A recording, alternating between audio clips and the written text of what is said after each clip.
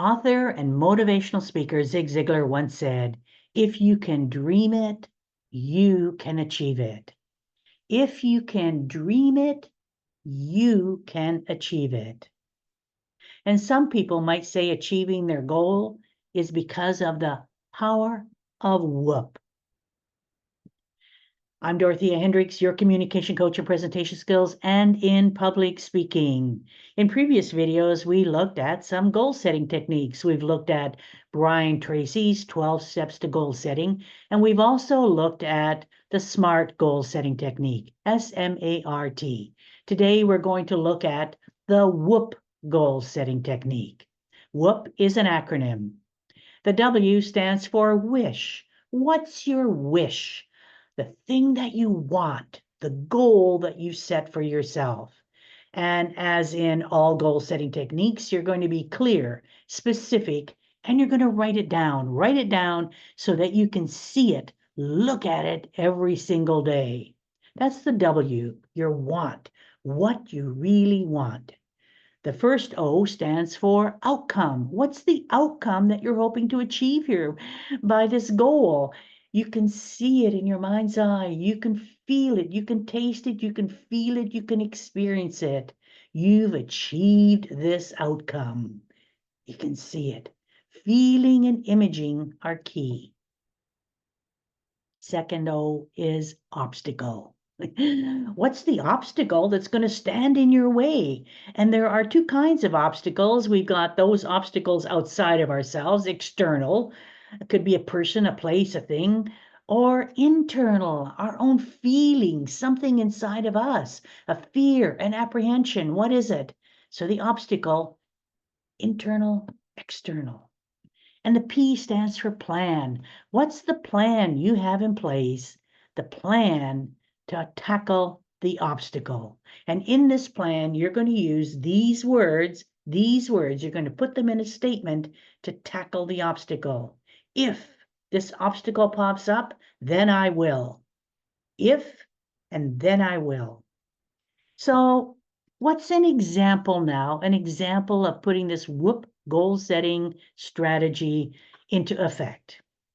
Let's take the W. The W, our wish. So the wish is to deliver a workshop to industry peers at the next international convention, and the workshop will show them how they can create powerful, compelling presentations on short notice when they have to stand up and present at meetings.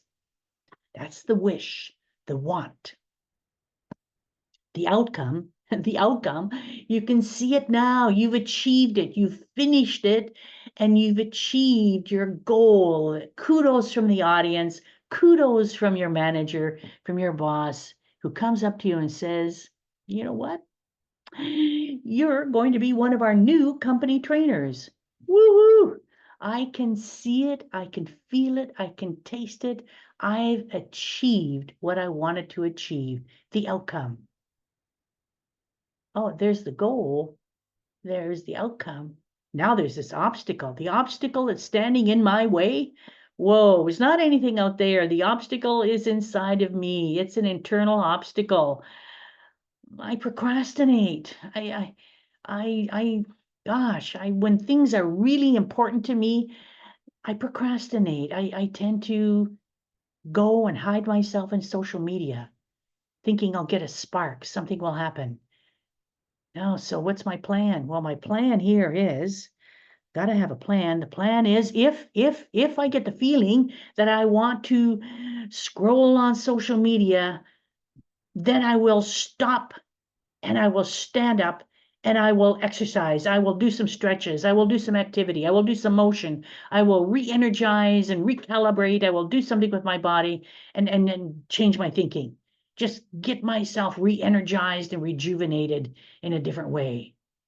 And then I'll sit down and I'll continue working on my workshop.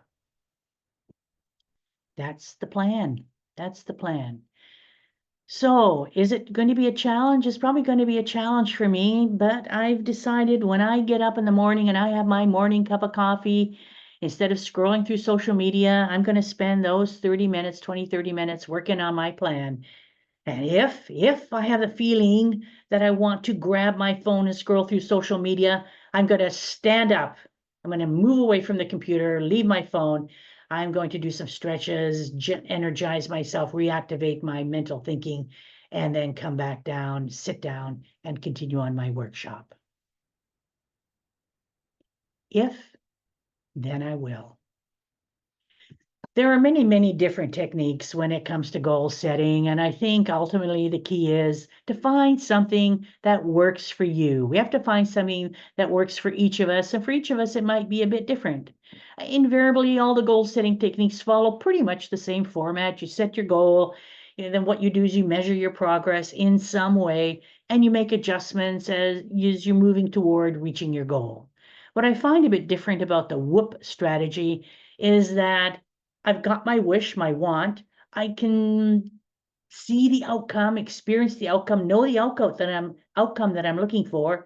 But now immediately what's happening is I'm addressing the obstacle. I'm looking at the obstacle, and the obstacles aren't just out there, but also I'm addressing not just the external ones, but also the internal ones. So I've got my wish, I've got the outcome, and I'm dealing immediately, not waiting until it happens, but I'm dealing immediately with an obstacle because I know what this obstacle is. And then I make a plan for it. And I like that about the WOOP strategy is that right out of the starting gate, I know, and I'm going to challenge and tackle the obstacle that could prevent me from achieving what I want. The other thing here, by having my outcome in mind so clearly and also identifying the obstacle so closely to what my outcome is, the motivation increases for me to achieve this outcome because they're lined very close together. I got this high, and now I've got this thing that can interfere with my high, my achievement. And it actually spurs me, it spurs my motivation. I become more motivated than ever before. And I think that's one of the key factors in the power of WOOP. Until next time, this is Dorothea Hendriks wishing you mountains of success.